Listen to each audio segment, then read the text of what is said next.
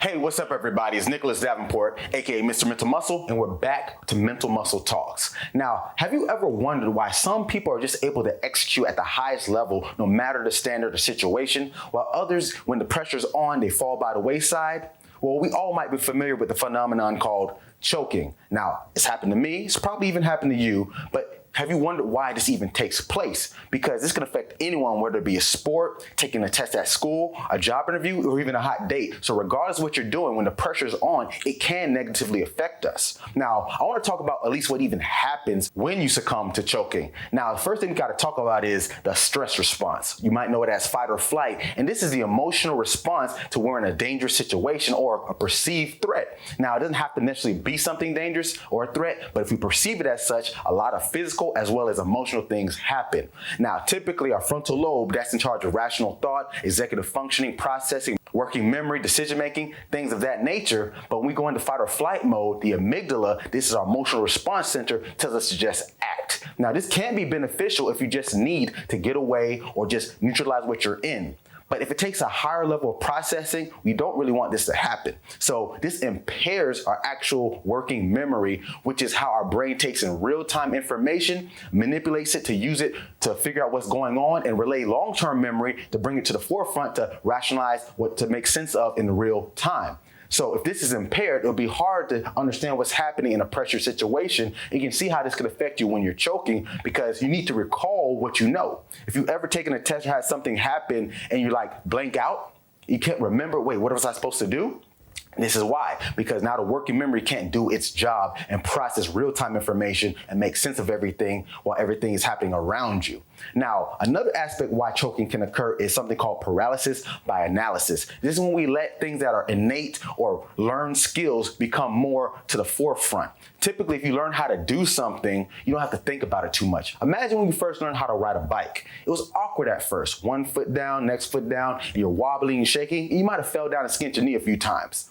But once you learned it, riding a bike became effortless. And this is how it should be with every task or endeavor that you're doing. Now, the problem is when we have paralysis by analysis, we give so much attention to the fine motor functions that it takes away the cognitive load to actually process the important things that's happening around us to make the decision or make the shot or make the test, whatever it is. It gets less attention to that, and the small, fine skill that's needed to do the task is more emphasized when it is typically effortless in the back burner. So these things contribute to choking, but if you look at it from a more psychological standpoint, you can see it as not having enough resources for the demand of pressure. Now, I like to use an analogy of something like a bank. Think about it. If you have a certain amount of money, let's say $1,000 into your account, you're paying your bills, some things come out regularly on a reoccurring basis, and then one day you go to the coffee shop to get a cup of coffee, you swipe your card and it says decline. Embarrassing, right? You start thinking, wait, what? I thought I had money. I paid everything and I should have a few dollars left. And then you look in your account and it's negative 200.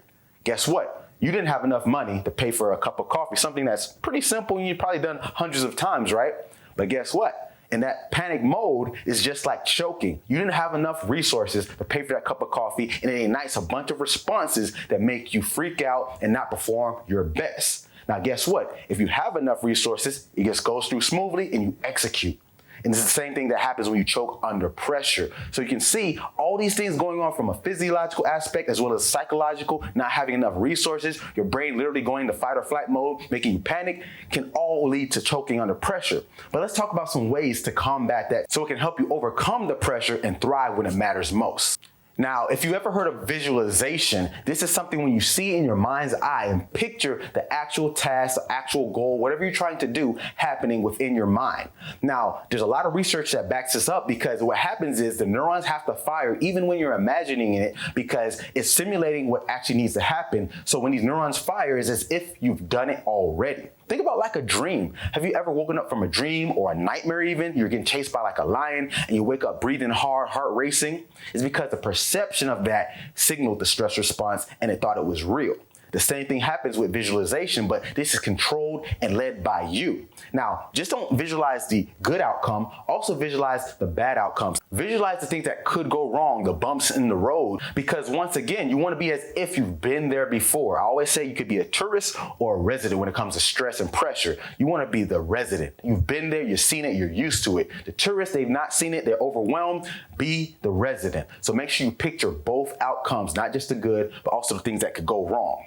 Another skill I use is something I call bad practice. Now, obviously you want to be efficient when you practice, whether it's taking a test, practicing your jump shot, fighting, whatever it is, you need to be efficient in your form. But when I say bad, I mean have the environment, the stimuli, things that happen that could distract you, make that take place when you're practicing, because too often we practice in the best conditions. Now, obviously you need to practice in good conditions to learn a skill and get used to it.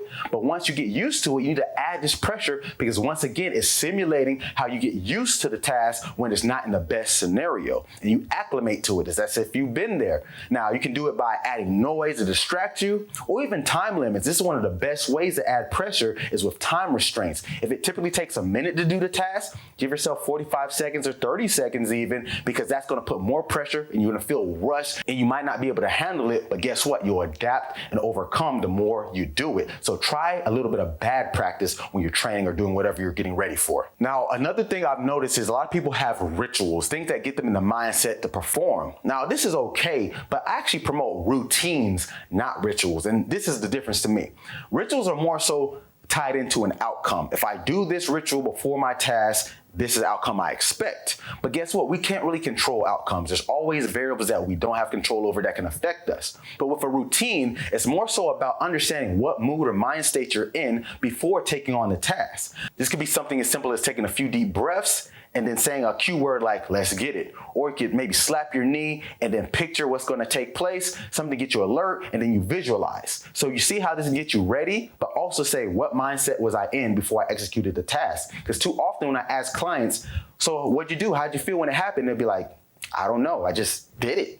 But we need to know what happened, whether it be a good outcome, whether you won the game or did well on the test, or a bad outcome, you failed, but you know what it took and know how you felt before you went into it, so you can recalibrate. Because when we choke, oftentimes we need to relive it at least once or twice to see where it went wrong, and you want to have as much details as possible.